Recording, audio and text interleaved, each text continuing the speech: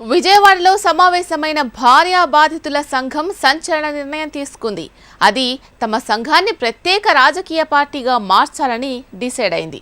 అన్ని చట్టాలు భార్యలకు అనుకూలంగానే ఉన్నాయని, భార్యల కారణంగా ఎంతో మంది జీవితాలు నాశనమయ్యాయని భార్యా బాధితుల సంఘం ఆరోపించింది. తెలుగు రాష్ట్రాలలో ఒక రాజకీయ పార్టీని స్థాపించి తద్వారా బాధితులకు అండగా నిలవాలని సంఘం భావిస్తోంది.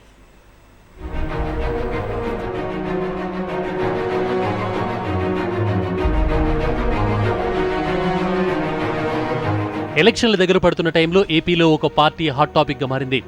ఇప్పటికే పెద్ద పార్టీలు మెజార్టీ ఓట్లను కైవసం చేసుకునేందుకు రేసు గుర్రంలా పరిగెడుతూ ఉంటే ఓ పార్టీ మాత్రం విపరీతమైన క్రేజ్ ను సొంతం చేసుకుంటోంది.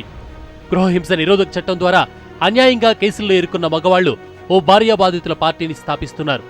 భార్యల వల్ల అన్యాయంగా బాధపడుతున్న భర్తలకు ఎక్కడా న్యాయం జరగకపోవడంతో తమ హక్కులను కాపాడుకునేందుకు ఏకంగా పార్టీ పెట్టి ఎన్నికల్లో నిలబడేందుకు సిద్ధమయ్యారు.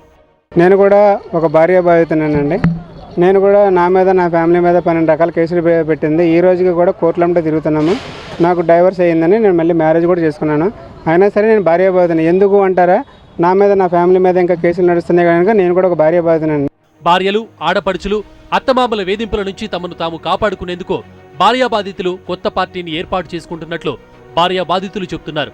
ఓ పార్టీని పెట్టుకుని తమ హక్కుల కోసం పోరాటం చేస్తున్నట్లు తెలిపారు.